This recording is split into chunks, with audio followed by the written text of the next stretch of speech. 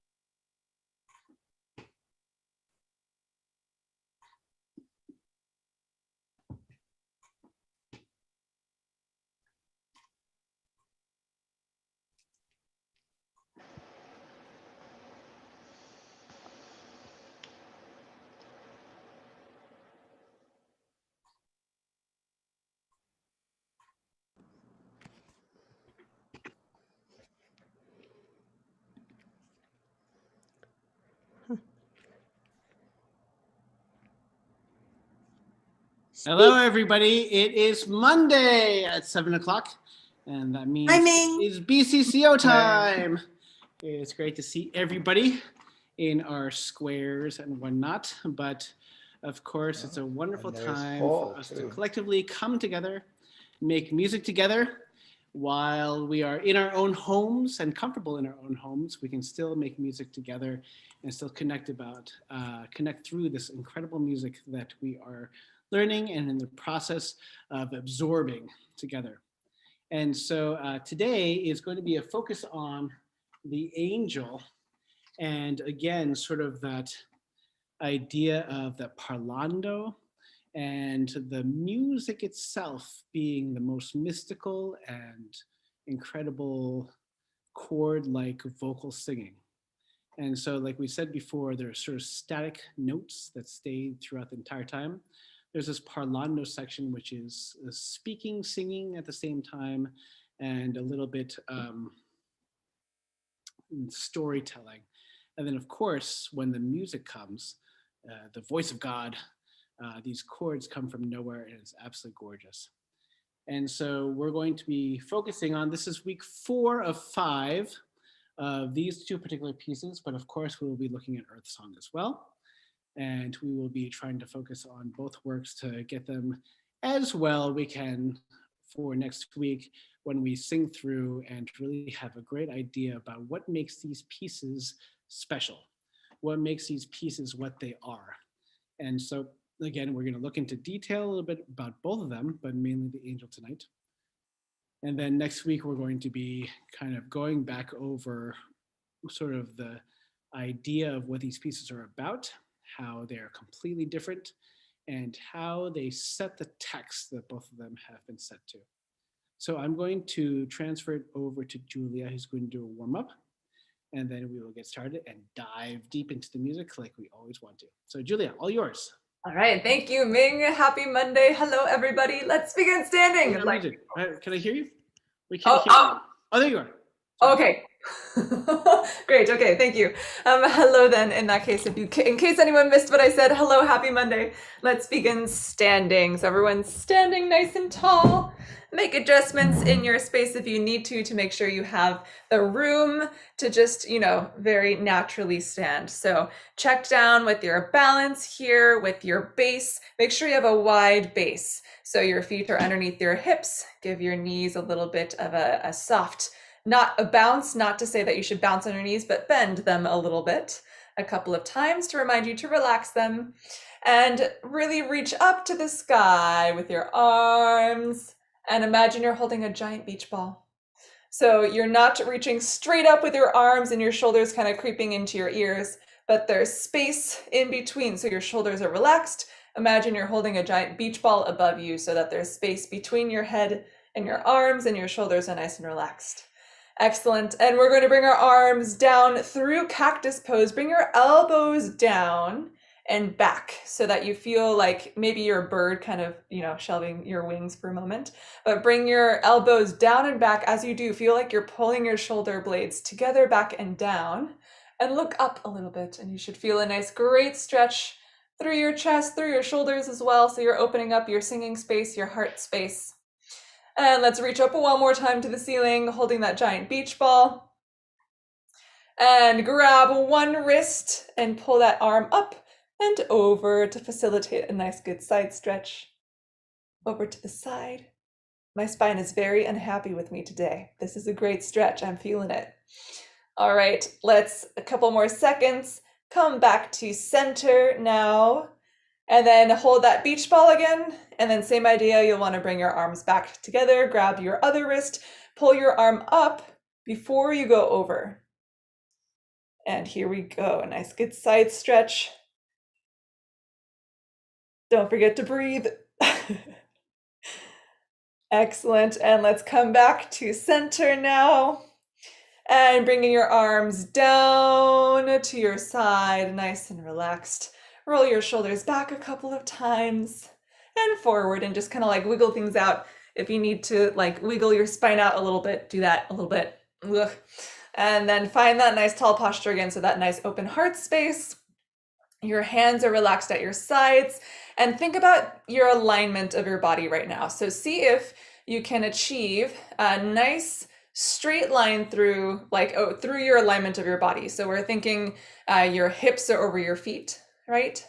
And then your shoulders are over your hips. So you're not leaning forward too much or back too much, but you're nice and level. So your shoulders are trying to find a nice over your hips space here. And then your head over your shoulders. And this is the tricky one, but I think naturally we tend to want to like kind of maybe lean our head forward. But for singing, you want to make sure that you have a nice tall neck. Your spine continues, of course, through your neck, and that you're looking forward as much as possible. So I know that we are all referring to a screen, and our posture might be directed by where our screen is around us. But as much as possible, at least during warm-ups, see how great of a posture and alignment you can find, and keep that spot and just glance down with your eyes if you need to, if your camera or your screen is below you, so that you can keep a nice tall alignment and posture and structure for your voice here, so that you're not crunching your voice or straining your voice, but nice and tall. All right, with that, we're going to do some breathing. So I actually want us to kind of bring our arms out to our sides here. It's kind of hard to see. I'll push my camera back a little bit, but like this-ish, and we'll just kind of twist back and forth now. And you can do this at your own pace. I want you to take whatever pace you need, but we're actually going to exhale every time we hit your hip, or every time we are facing towards a hip. So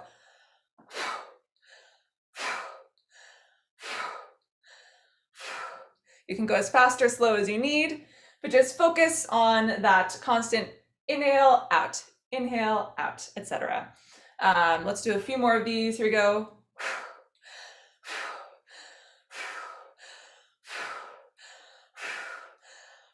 Two more. I think this one is a great exercise because we naturally kind of fill in the space that we want to breathe with that exercise. So now with that in mind, take a nice deep breath and we'll SH on an exhale. We'll use our SH sound, and imagine that you're holding up a paper airplane with your breath. So you don't want the paper airplane to ever hit the ground. Nice consistent stream of air. Here we go. Nice big breath and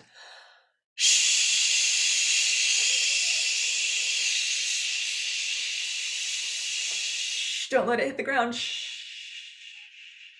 until you're out. All right, and I'll give you a couple more seconds in case anyone is still going.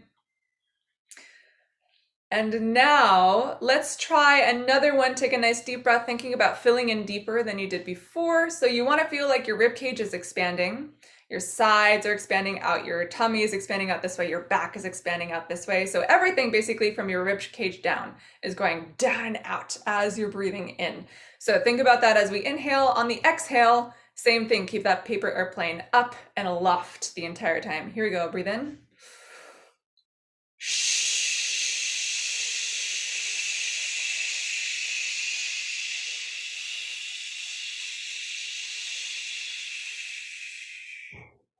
I'll give you a couple more seconds in case you are still going. Stay standing though, I'm gonna sit at my piano. And we will now sing some lip trills. So some sirens on lip trills. So just using that sound up and down at your leisure. Join me if you're not already.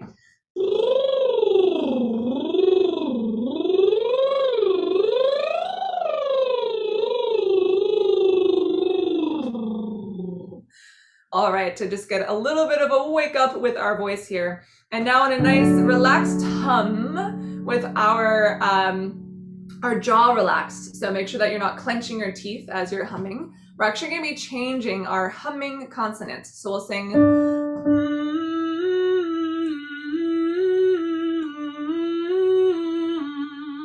So the same pattern of notes, but the first one we're singing with an M with the lips. The second one we're singing with an N with your tongue and the roof of your mouth.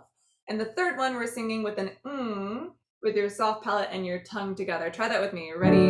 And go.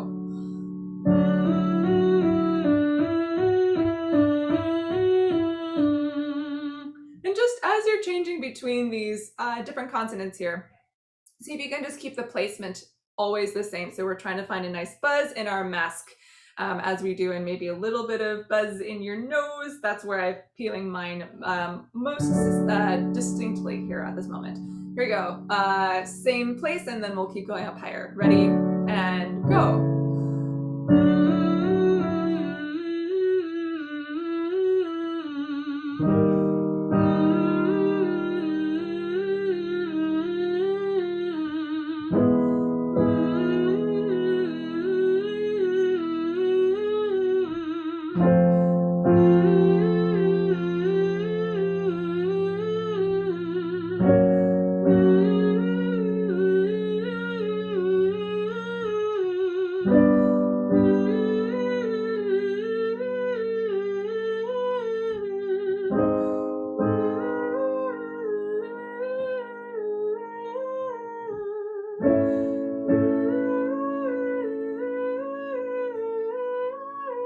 Last one.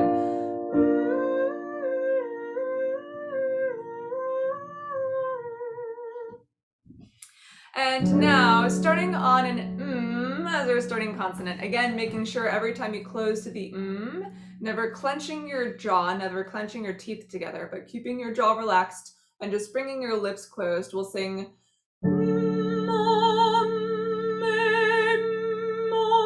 Sorry. I think I missed one vowel in there. Let me try it again. It's A, E, O, U are the 5 vowels that we're opening to. Close into the each time. Let me try it one more time. You're welcome to join me if you want to practice try. Here we go. Ready? And go.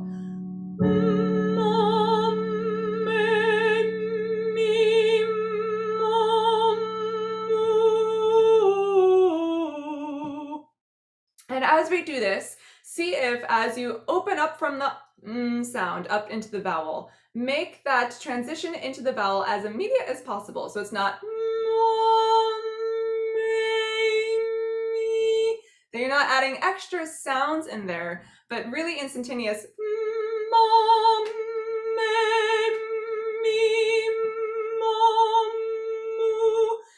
of going down, we'll just end it there. We'll just all sing on one note. I've changed my mind. This is now our new exercise. Here you go. Ready? And go.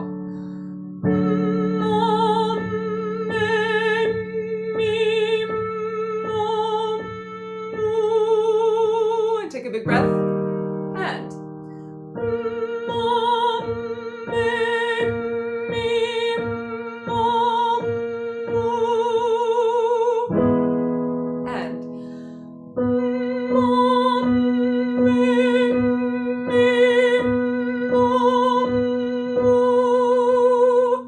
the cool thing about a hum, before we go to the next one, is that you can keep the space of the vowel in your mouth as you're singing. So careful that when you're closing to the M each time, that you're also not closing too much of your mouth. You can keep space in your mouth, like as if you were holding a bunch of tiny mini marshmallows that you would put in hot chocolate. You can have your mouth full of those when you close to the hum, so that it's not but so that you keep the resonance and the sound happening with a nice open, relaxed jaw, open mouth a little bit, even though your lips are closed. Let's try a couple more of those, a couple more of these. Here we go, ready, and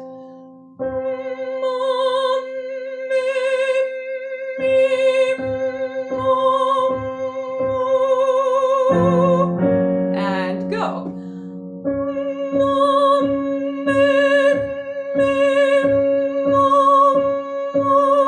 Last one.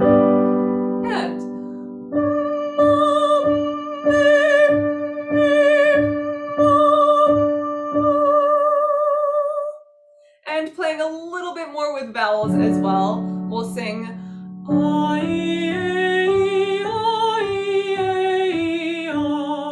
I, E, A, E, and then again A, E, A, E, A.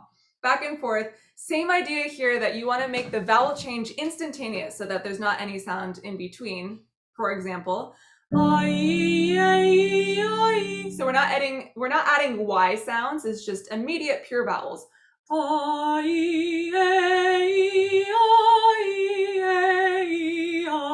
Very immediate. Try it with me. Here we go. And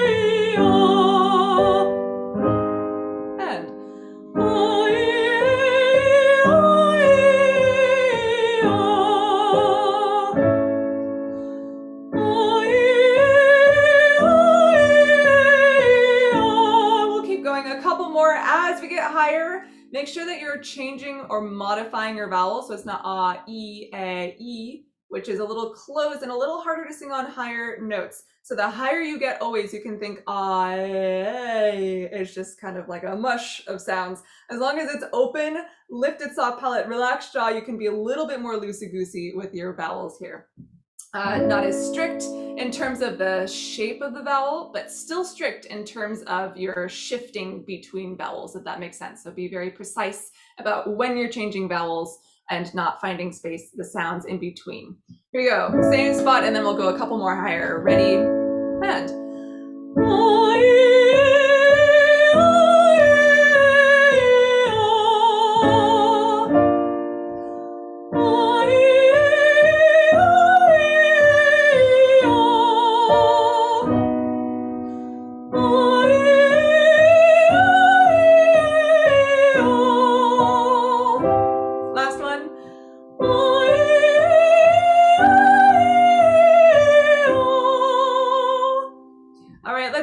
to get a little bit of stretching our range a little bit. I also am just noticing that my original sound was off this whole time. Sorry about that. If that affected sound quality, it's now on. So let's now sing a familiar one.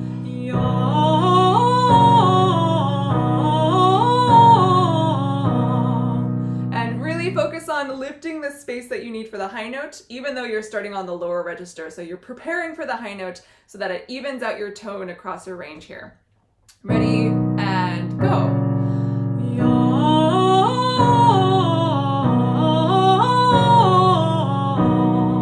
Breathe.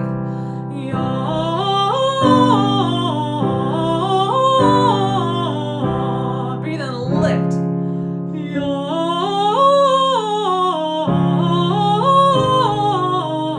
Make that yawn space.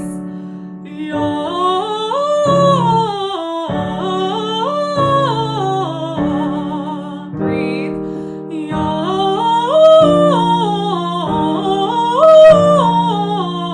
Connect to your breath as well.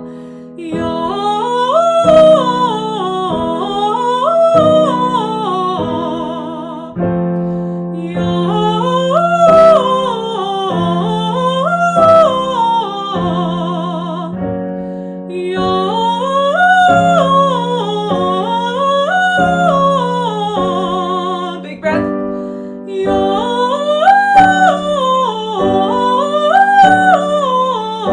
Breathe and lift.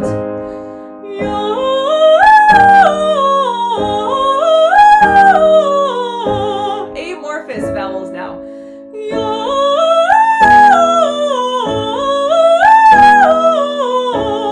Last one.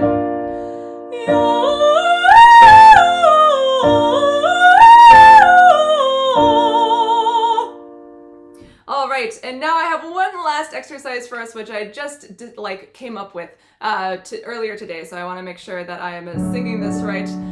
But this one is to kind of focus on singing the stepwise motion of the parlando sections of the angel. So we'll sing a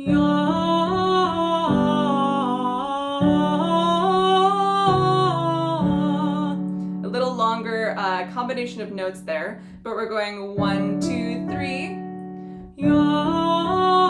And then back to 1.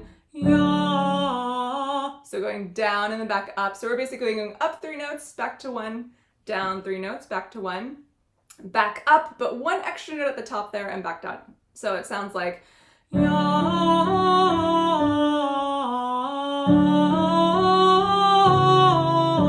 singing that with me. You're ready, and go.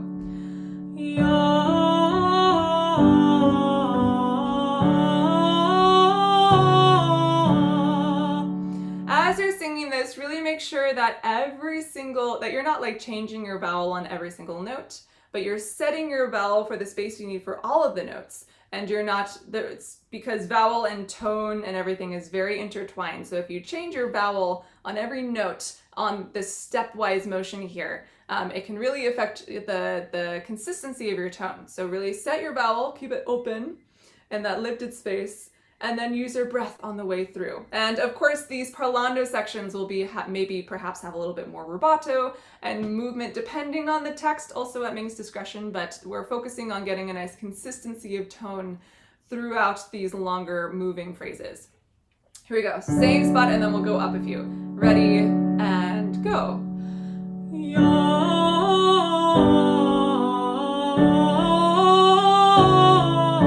Big breath, here we go, and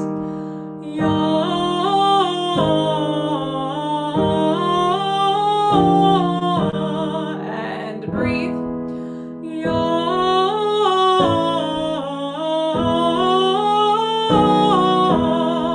Big breath.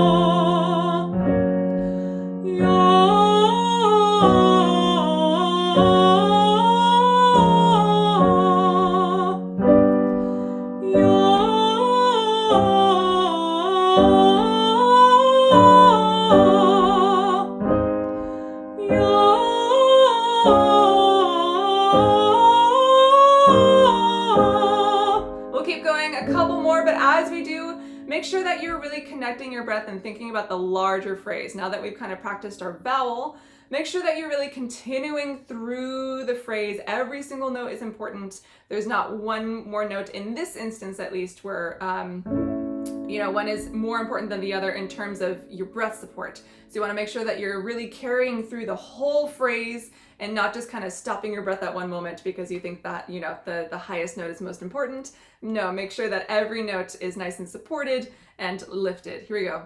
Starting here and then a couple more up. Ready and go.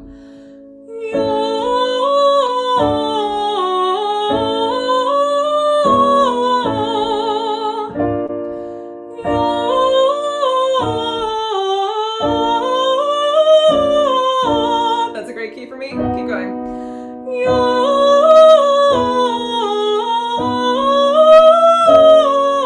Last one. Big breath.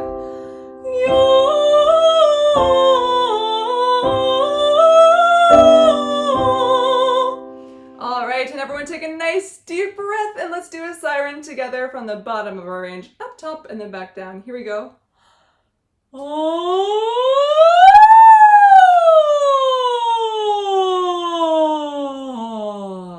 We'll do one more, and I just want to remind you that whenever we do our siren, we want to make sure we have a nice yawn space, nice lifted space. So try to make yourself yawn once. You find that lift. And then when we do our siren, we're never trying to get as high or as low as we can, but we're really trying to stretch and find the notes in between to make a nice, even, consistent tone throughout our registers here. So take a nice deep breath one more time into the yawn space, yawn as you breathe in, and then let's do one more.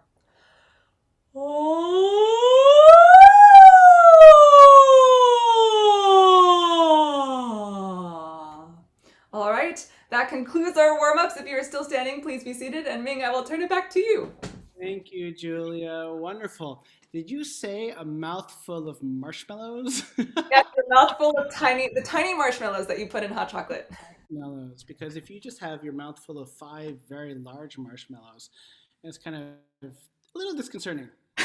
But if you have a whole bunch of tiny marshmallows, maybe they can distribute themselves and it'll be a little bit easier. But the whole idea is that you're trying to create space in your mouth and do it in a way that is reverberant and apparently tasty too. So that sounds, thank you, Julia, so much. So again, we are focusing on the angel today.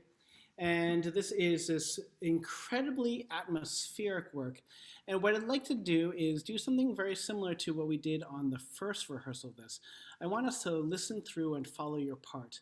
But I want you to do it now, having gone through a bunch of rehearsals, and really focus on what are those corners that are really difficult to do. The parlando part is difficult musically. But the choral parts where we sing these large choruses, let me see if I can, yeah, I know it's a little hard. I'll try to speak a little bit more, and then maybe what I'll do is I'll try to use the headphone jack, actually. But in any case, let me try to talk like this first, if you can see my face very forward into the screen. But I'll try to speak a little bit louder for now until I can find my headphone jack. But what I'd like to do is actually play the recording of the angel, and you're free to sing along as possible. But what I want you to do is have a pencil ready and circle those parts where you say, oh, that transition is hard, or I didn't catch what's going on here. This fermata sounds a little funny, or I'm not sure, let's say, if you're an accompagnato part, a part that accompanies the parlando part, where my notes actually change. And this is something that I do, for instance, when I do piano practice quite a bit. If there's a section that I mess up or I'm like, oh, I didn't quite get that, I'll put a little mark there on the score. And the next time I go through it, I might make a mistake somewhere else, so I mark that place. But if there's a part that I keep coming back to and I keep on making mistakes, I say, you know what, 4 marks there. I really screwed that up a whole ton of times, like at least 4 times. And so this piece is, again, simple in concept, very evocative musically, but is not the easiest to sing. And so we need to really identify those portions where the transitions are hard, or musically it's hard to grasp onto. But again, remind ourselves what the content of this music is that there is very different ideas about when you're just singing to tell the story And when you want to capture the audience's attention through these beautiful chords, when you're singing about the song of God, right? This mystical song that has been lost. And that, again, if you remember the poem, that all of us humans, when we're born to earth, we have the memory of this mystical song and the magic of the heavens still in our hearts that we're always trying to regain. And so, as a chorister, when you're singing this, you have to be able to find the notes to be able to sing the song of God, to sing this mystical music. So again, we're gonna play it together, and I'm gonna share the screen, and I want you to follow along with your parts, and have your pencil ready to mark all those sections where you say, that place is really hard to do, or I don't quite understand what's going on here. And this is a very traditional thing that we all go through to find out what we need to work on, of course, and what are the more difficult parts in your individual voice part. So I'm going to share the screen with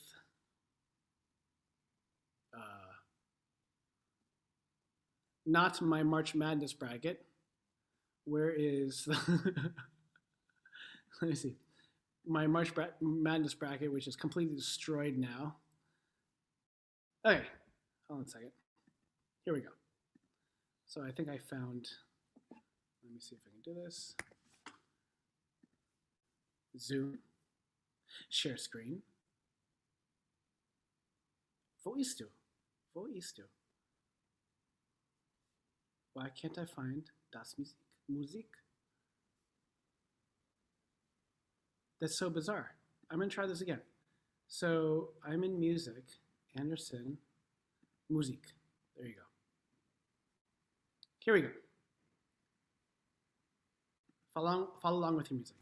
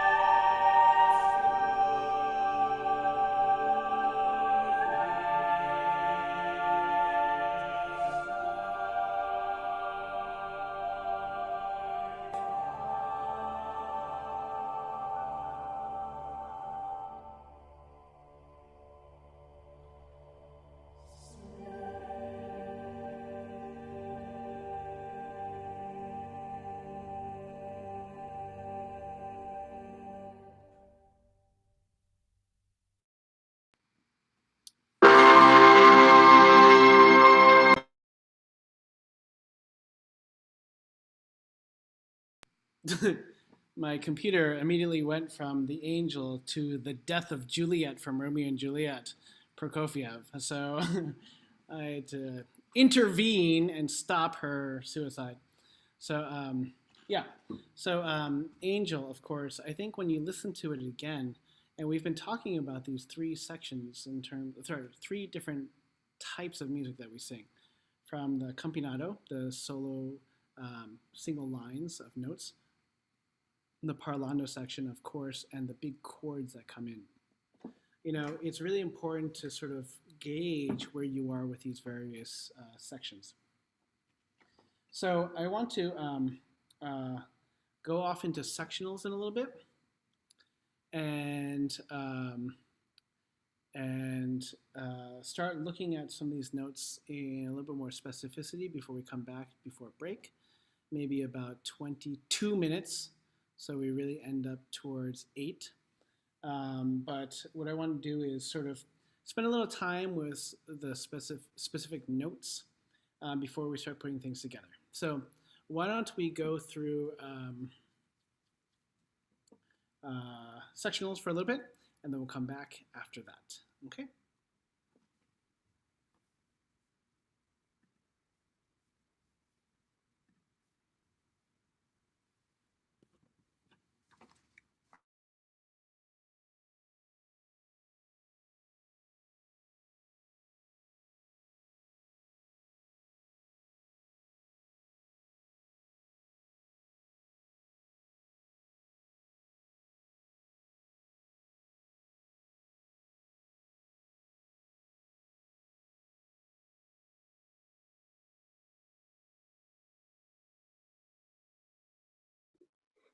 Okay, so those of you who aren't in a room yet, I'll be slowly moving you into rooms, if you're not. Tenor bass, tenor bass, Janelle, Kit.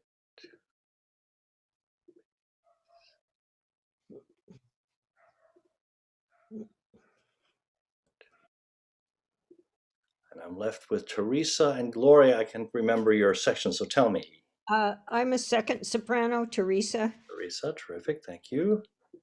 And Gloria Young?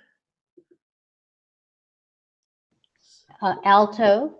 Okay, thank you. And Don Ching, if you unmute and remind me of your section. Alto 1. Alto coming up. So let's see if I can get you there. Let's see. It says so. Let's see. I'm going to move you to. I'm going to move you. You may wind up in the soprano room for a few seconds, but I'll get you to alto in just a moment.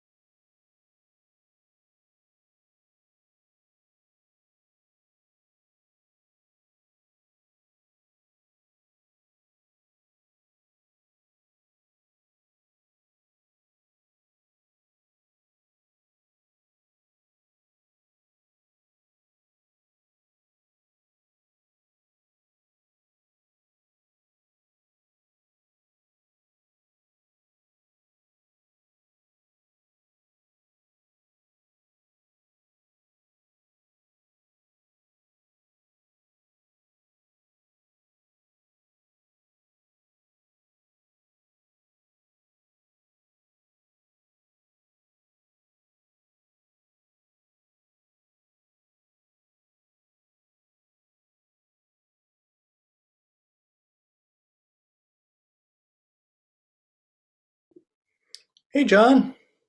If you unmute, I can say hello, but otherwise what I'll probably do is send you to the bass sectional if you'd like.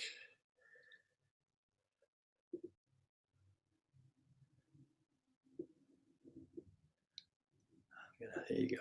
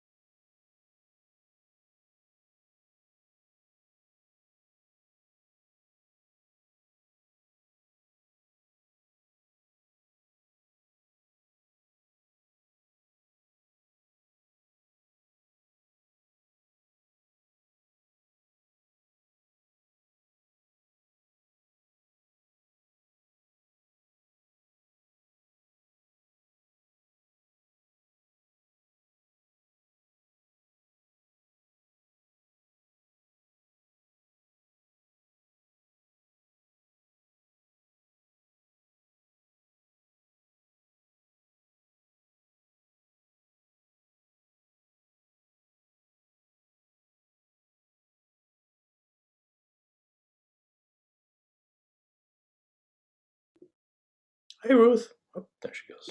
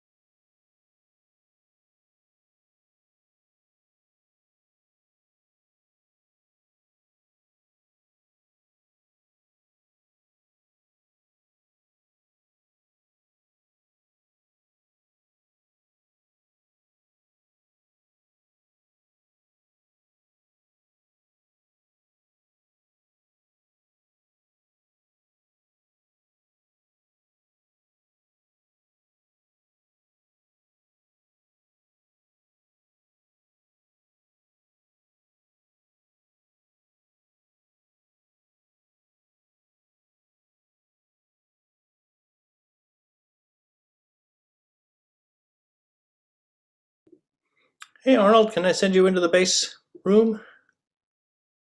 Oops. Hi, Christian. Hey there. I was in the kitchen. I totally forgot about the meeting. Okay, I'm going to send you into the bass room. They got about another 5 minutes left. It's the first sectional of the night. Oh, Christian, what you been doing, man? Alameda. Alameda, yeah.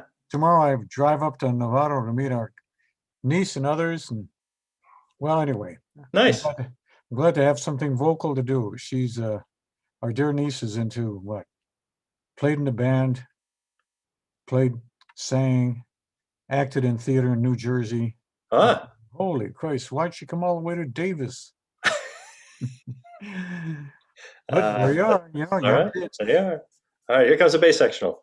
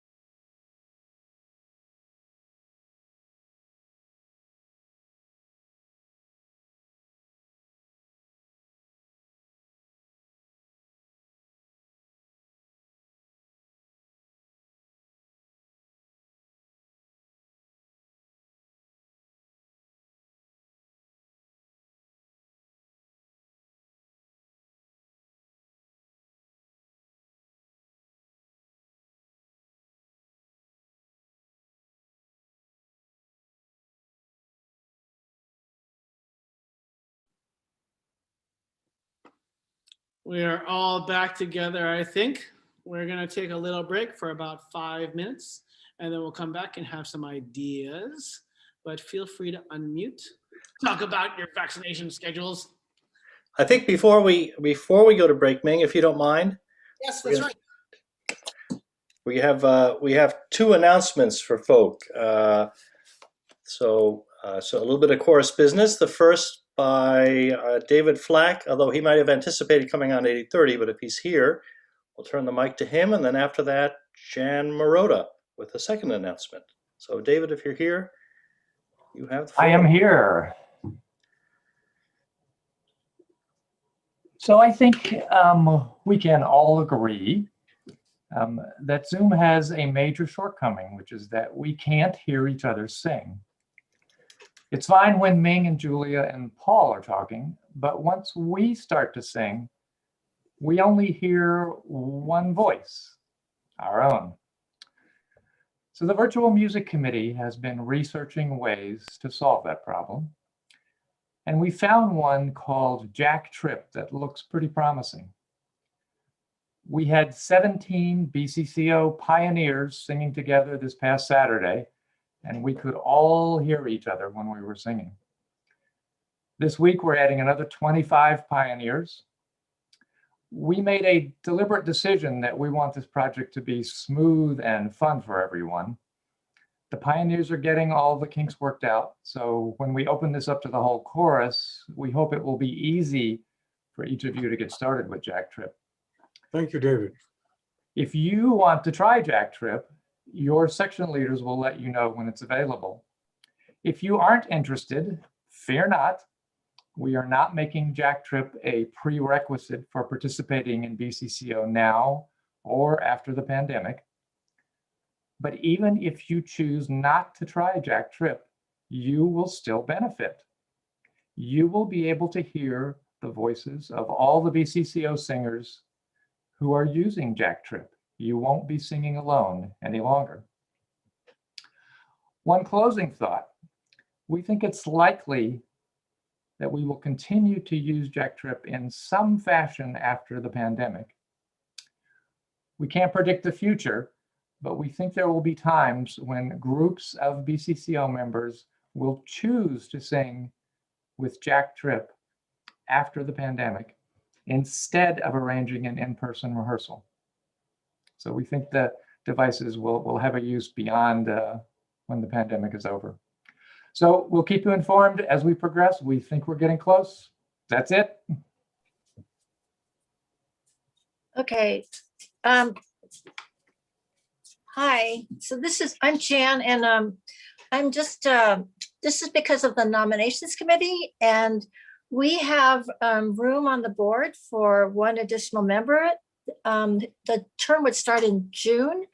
And if you're interested in being considered to be put forth as a nominee, the nominations are open to everyone in this chorus. You can nominate yourself or somebody else. And so just let me know. My email is jmsings17@gmail, and I'll put it in chat. It's my initials, jmsings17@gmail. And this is a working board. We do everything except what the musicians do, what the artistic staff does, and it's actually a lot of fun. It's a great group, smart, hardworking. We get along really well. And so consider joining the board, or consider being put up for nomination as the next board member. Let me know. Thank you very much. Great. Thanks, Jan. Thanks, David. And I anticipate maybe a 5-minute break unless Ming corrects me or has another message. But No, 5-minute break sounds great. Feel free to unmute. And super. again, feel free to talk about vaccination schedules. I just learned today that Krispy Kreme will give free donuts to anybody that has been vaccinated. Whoa. And that's going to happen for the next 6 months. Too bad that we don't have that many Krispy Kremes in the Bay Area, but feel free to get as many donuts as you want. As if we haven't already put on enough weight. Maybe. Yeah. Yes. Sweet grapes. Oh, you're such a gourmet, Ming. Everything. 11. Even if you don't get vaccinated, I heard you can get one a week. Yeah, you know Not what? every When day. you go to Krispy Kreme and you say, "Can I have a sample?" They will probably give you a glazed donut. That's supposed Oh to be a my secret. God, why would you want one? I Ugh. totally. I grew up on the East Coast. It's all about Dunkin' Donuts to me, but I'm on the West Coast. It's fine. I don't like Krispy Dunkin' Donuts either. They're gross. Krispy Kreme is but the cake donuts are great. The blueberry cakes Ugh. are amazing. Donuts, it's an all-American food. Yeah, I bet you can't have just one. And that's Oh, what I you count can on. pass up on one. I had Oh, one no. from Johnny Donuts in San Francisco. It was a Bismarck filled with lime mascarpone, which is the most California thing I ever heard. Doesn't Where sound did you like get Dunkin' that? That Donuts. sounds wonderful. Johnny Donuts. It's on Fulton near Civic Center. Oh, fabulous. God, that sounds good. Oh, sounds terrible. Horrible. I agree. Yeah. Health food. It's American health food. American and health food seem to be an oxymoron. Yeah, So I've missed actually, the school are bus. Boychik bagels really that wonderful? I won't stand in line for them. I don't know. I didn't know the Boise Karen bagels. Karen Davison said they're really great. Yeah, they're $3 a piece. I like them a too. lot. Really? They got an award. They got a shout out for best bagels in the country or something like that. Oh, I And thought they you- deliver. I thought you were about to Oh. say they got an award for the most calories in a bagel. Yeah, it created quite a scandal because the New York Times said they were better than New York bagels. Yeah, That's Oh right. my God, them fighting words. Oh my God. I think I have to try California one. wine, bean out French wine. $3 Well, one $3 of the a things piece, you used to right? get in the Detroit area out by Ann Arbor were fried bagels. You got them only on Fridays. They were just Fried. fried bagels, and people lined up to get these things. And I just thought, really? Seriously? Fraggle. I think if I had a bagel, I could fry it myself. Bagel, that's what they call them. Fragles, yes. Oh, God. It may be something, but it ain't a bagel. Well, nobody seemed to care because, I mean, literally people lined up around the block for these things every It was Friday. right near Village Corner. Oh, disgusting things. Listen, I've I actually miss the lost school weight in the bus. pandemic. I find I'm eating at home and cooking better. It's all much better. hmm. It's like at those county fairs where they have deep fried, what do they deep fry? Everything butter. Yeah. Oh, those Ask her if she ever came out of Castec and found those around. the Corn dogs. Casting. Yeah. Corn dogs. In Scotland, they have battered and deep fried Mars bars. That's Yes, a it's thing. disgusting Oh, weird. also. It's also disgusting. But the That's United a delicacy. Texas, they have deep fried butter. They just make sticks of butter and put batter and then deep fry it. Oh, that's unbelievable. Well, they Straight didn't to the have, cardiologist. That's what it was for. It was Ming, to Ming, build the Ming, wall. Ming, you've been going to the wrong places in Texas, boy. I was born in Scotland and we didn't have Mars bars. We had rationing, so I don't know. My favorite restaurant in Texas, I forget what it's called, but it had a spaghetti dish that was, the ingredients were simply spaghetti, cheese, salt, and pepper. That's it. That's The most amazing dish. That'd be better.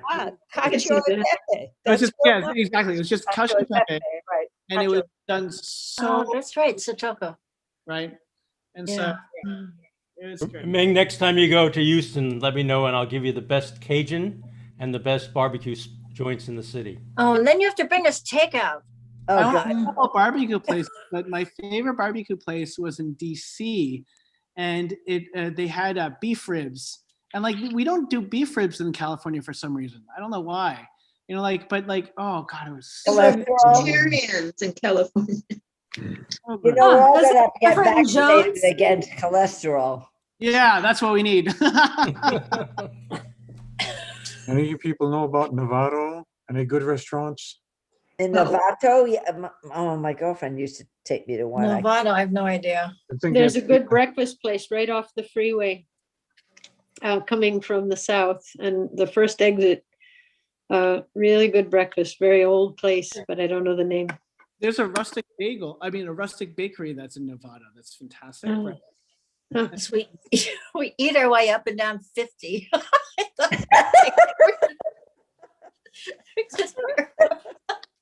What about Paderewski? Paderewski, what about him? Yeah, what about him?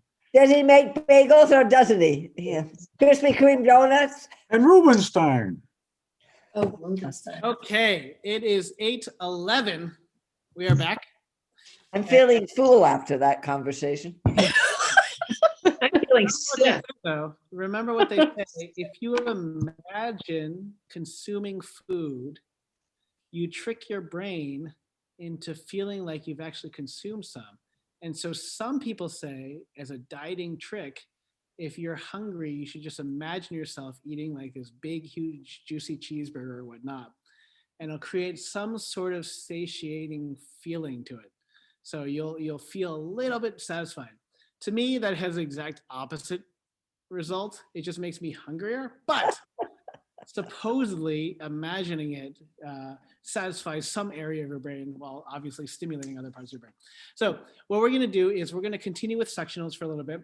Basses and tenors, we got through like a significant portion. We're going to hopefully go through the rest of it. And what I would say is, why don't we look for about 18 minutes? 18 minutes. So we come back at 8:30. 8:30. So let's go back into sectionals. And then after that, we'll sing through this again with the recording, but actually sing through it. And then Julia will have some time with Earth Song. So let's go back into Twinkies Last Forever. There's a Twinkie that hasn't been opened. Hasn't been open for 10 years and it still looks exactly the same. So in any case, on that thought, let's go into sectionals.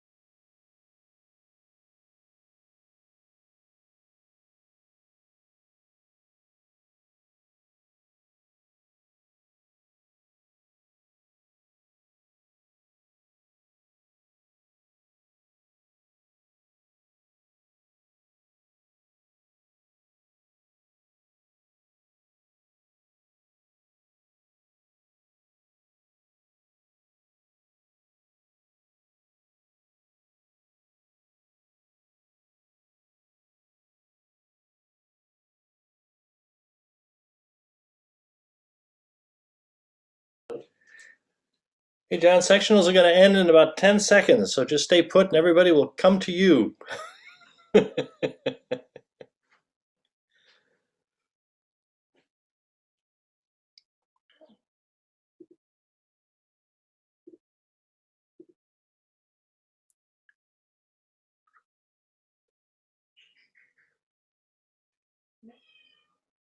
Okay, Christian, can you hear me?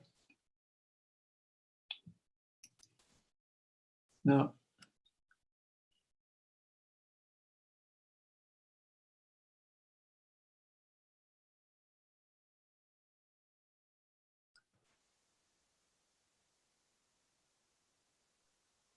Hello. Okay, we are back. So now, this is a gorgeous, gorgeous work. It is more work than some of the other works, but the tone painting in it is so gorgeous. And I want to re-emphasize the idea of these big chords and finding them, and especially with the basses and tenors, what we found in the bass and tenor lines is that there's a transition oftentimes where we start with our parlando and then it sort of builds until we get this beautiful chord that comes all together. And so the subtlety of when we ease into the chord, or it's a surprise when the chord comes out of nowhere, like the very first time, is really, really gorgeous. And Tina Anderson really sets this poem beautifully. I remember the content of the poem, that all of us are born with a little piece of heaven from us that's been brought down from the heavens.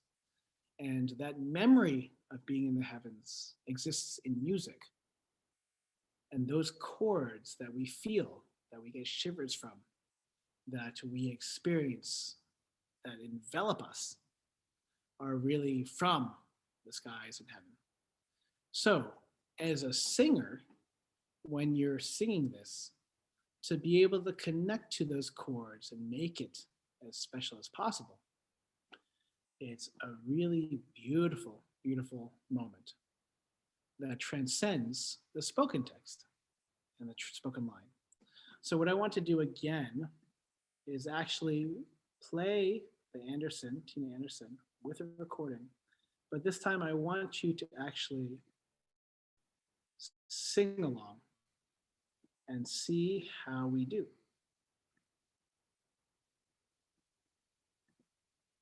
Music, music, is that what it is? Music, music, share sound. Here we go. The Angel, and then we will end with a little bit of her song, but let's think through the Angel and seeing her text, very calm, but with some movement, like telling a story.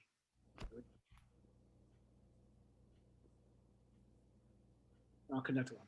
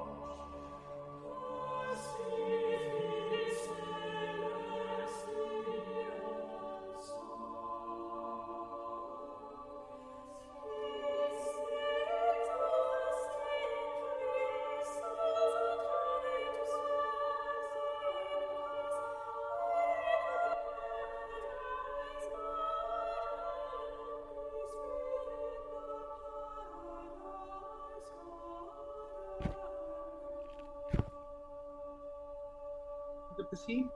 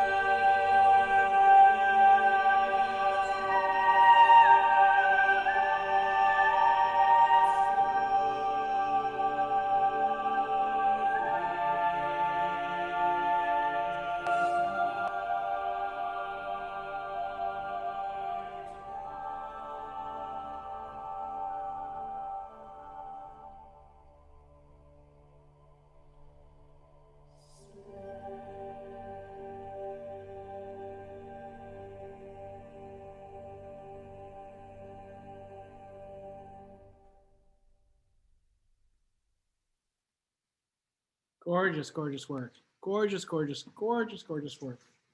It's one of the ones that takes a bit of time to get into.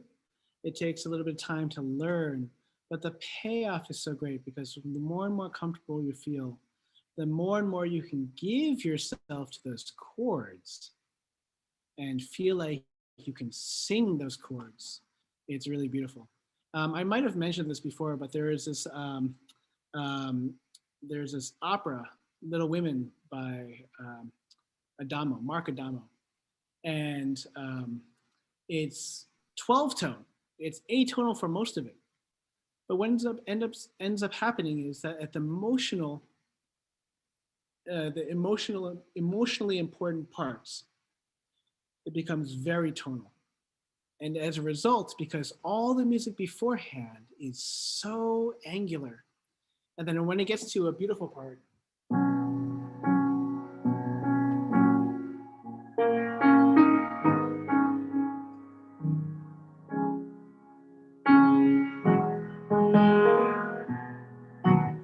and it becomes really tonal, it becomes that more meaningful because you didn't hear that richness from before. And the same thing goes for this piece. The parlando section is really sort of effervescent storytelling. But when we come to the really sung parts, as a result, it becomes so much more important. And because we're singers, it's even more meaningful too, because we can just, again, lose ourselves in those chords. It's really gorgeous. So in the last few minutes, there's not that much time, but I want to pass it over to Julia. Lead us in a short rehearsal, very, very short, of Earth Song, and then sing through that as well. So again, both these works are highlighting how much song, singing are important. And they do it in two very different ways. So Julia, all yours. Okay, thank you, Ming. All right, so let's all actually turn to Earth Song, obviously, but page 5, right on page 5. Let's look at the kind of middle section that we haven't had as much chance to take a look at least in the larger group. You may have taken a look at it in sectionals, considering the short time we have. So this middle section here, but music and singing have been my refuge, kind of dovetailing off of Ming's last comment as well. And music and singing shall be my light. Let's take first, even though we might all feel comfortable with our parts, I'd love for the altos to sing along with me. And actually, everyone go ahead and just sing the alto line. And as you do, sing it sweetly, the dolce, right, that Ming brought our attention to. Sing it with a connected stillness. It's the only section of the piece that really doesn't have any ebbing and flow dynamics that we've seen all throughout the rest of the piece. So really love that sense of stillness in the dynamics, but still have a nice consistent stream of air that we often talk about in our warm-ups. So sing with me now, music and singing. Everyone singing the alto line, just this one still part. Ready, and music and singing have been my refuge,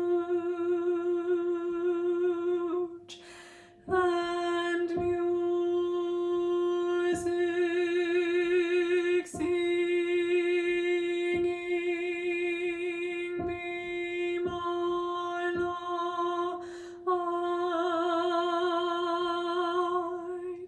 And stagger breathe as you need, of course, as much as we can stagger breathe at home. But even though altos, I know that we're just singing one note over and over again here, but you are the base of the sanctuary here. You are the ground beneath everyone's feet here. You are the note that the sopranos keep coming back to as well. And the tenors leap up to, and the sopranos come into unison with you many times. So just because you have one repeating note, it's actually quite a special moment. So don't just throw away your technique and your phrasing here just because it's a repeated note. If you are a soprano and a tenor, go ahead and sing with me. Those are your first couple notes. The sopranos with the pickup here. But They are the refuge, Marilyn. That's a beautiful comment in the chat there. Exactly. This is the altos are the refuge that we keep coming back to. Sopranos, you have that pickup on but right? And Ming mentioned making that note a little bit louder last week, mezzo piano, so you can come out of the context of the other voices to start this next phrase nice and strong. So sopranos have that pickup, tenors start right on the downbeat on music. Here we go, sopranos, and then tenors a second later. 1, 2, and.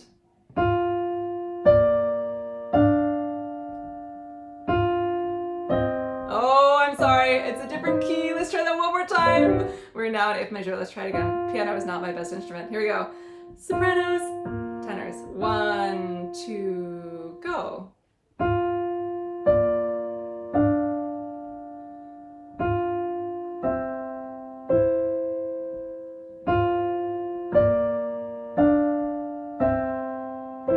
Keep singing. 1, 2, breathe.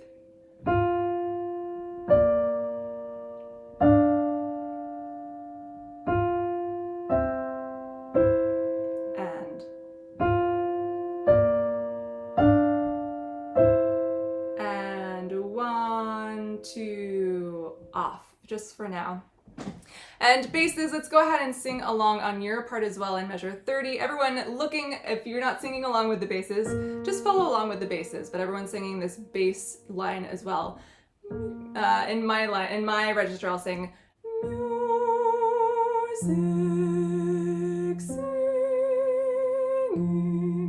As you're singing this, always feel like all voice parts really, even though I'm talking with the basses right now, no matter how much you leap, always see how lifted you can keep each note. So instead of trying to go jumping between your different registers, try to keep everything in the same envelope, in the same place. So keep everything nice and lifted in your high register, even those low notes. So don't just drop and relax for them because they're easier than your high notes.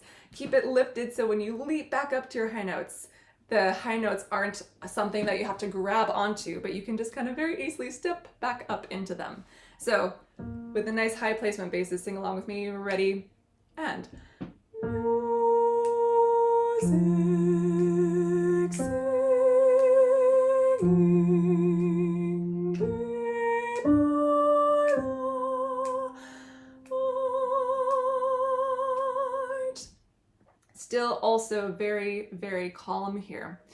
As we're singing through this, I want you to notice that this phrasing here, at least in my opinion, has longer phrases. We are not singing 2-bar phrases like we were at the beginning here with this dark, for example, on the first page. This dark, stormy hour. That's a nice 2-bar phrase. And then the wind it stirs. Another nice 2-bar phrase here. But when we get to bottom of page 5, we now have more expansive phrasing here. So longer phrases here. See if you can sing through between the words singing and have. But music and singing have been my refuge. Because you're continuing the sentence here. It's not just music and singing have been my refuge, but music and singing have been my refuge. That's where you're going in this phrase here. Same thing when the basses come in as well. Music and singing shall be my light. That's the goal of your phrasing here. So even though we don't have the dynamics to help us with these larger phrasings, you can still have a directionality to your phrase and your consistent stream of air that's leading you forward and connecting into longer phrases. And this is kind of expansive feeling with the longer phrases too. It does give it a sense of more stillness as well when you have longer phrases that are just a little bit more consistent and easy rather than the kind of stirring shorter phrases of the earlier section. So bring out that difference here. I'm gonna try my best playing through all parts. I've done it before, but when I do it live, it always seems to mess up, so we'll try it. But music and singing, everyone singing along, finding a stillness to your sound, but still open. So last thing before we sing together, similar to when Eric joined us a few weeks ago on the Lord's Sin and mentioned never sing any louder than louder than beautiful when he was talking about singing loudly. Same thing, never sing softer than beautiful. You always want to have at least that support that you need for your tone. So sing softly, but supported beautifully. Here we go. Soprano starting off with your pickup note. I will play in the correct key this time. 1, 2, and.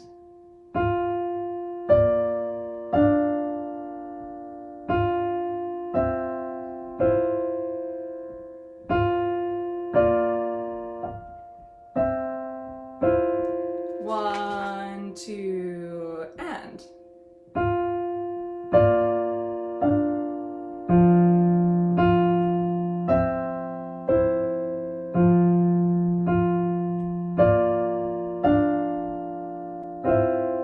And 1, 2, off.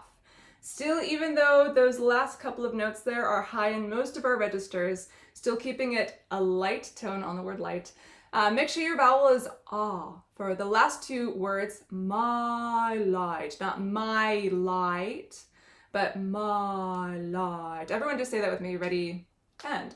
My light. And stay open on the ah until the very last second. So even though you're holding a nice long note, you're staying nice and open on that vowel the whole time until the very last second where we close to the consonant. All right, and we have just a couple minutes left before we should run through the song and sing through it. But right where we stopped here, we have our melody again. A light of song shining strong, Alleluia. This section here, notice that crescendo. I think often when we see a crescendo, we tend to get too loud too fast, but really feel like it's more of a slow burn as you're singing through this nice long phrase here. It's also a little bit longer than the phrases we saw before this middle section, this stillness of this middle section. So really gauge your crescendo, so you're leaning into the word Alleluia, into the ooh, yeah. And then again, when you have the echo, make sure it's soft, but never softer than beautiful. Alleluia. So keep it lifted and bright and beautiful, even though you have a softer echo here. All right, let's try giving the piece a whole run through. I'm gonna share my sound because I don't think I would very effectively lead us through on the piano. So let me share my screen actually, so you can also sing along with Voces 8. And we'll sing all together from the very top here. I'll give us our first notes. So basses, tenors, altos, and sopranos. Your first movement is to remind us. Here we go.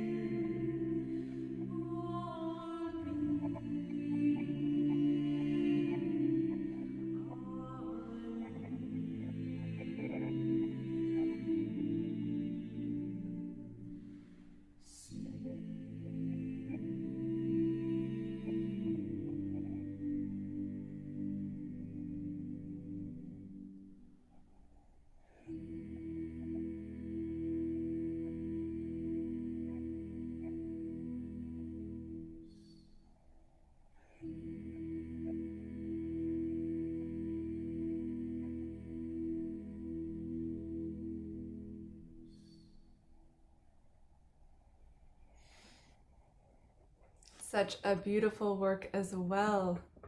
Look at that beautiful timing, beautiful timing. And you know, Julie and I have that wonderful anticipation for the chord where you like hit it and you're like, oh, they didn't sing it. So, two incredible works having to deal with singing and the importance of singing, and they couldn't be more different.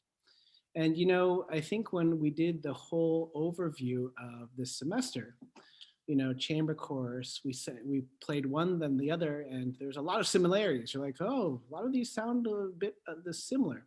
They sound very similar. And we can start to see that they really have completely different ways of approaching music, completely different ways of approaching singing. So always keep music in your heart. Think about these two works. This is the last, no, sorry, next week is the last week we'll be looking at these two works. And then we'll be moving on to the last 2 weeks of this, last two pieces of the semester. Some gorgeous, gorgeous works. One, the Ballad to the Moon, which is so beautiful. It's so great. And beautiful poetry, beautiful setting too. And so with that, we'll say goodbye. Feel free to unmute and say goodbye to everybody. We will see you next week. Thank you, Julie and Paul. Thank you, everybody. Thank you, Julie and Paul. Thank you, Ming. Thanks, everyone. Thank you. Wonderful. Thank you.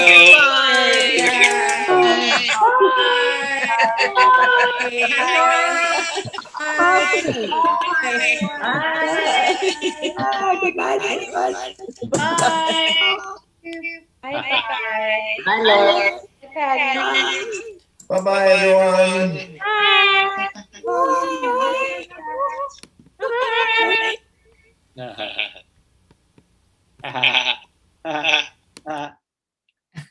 Good night. There. Good night, everybody. Good night.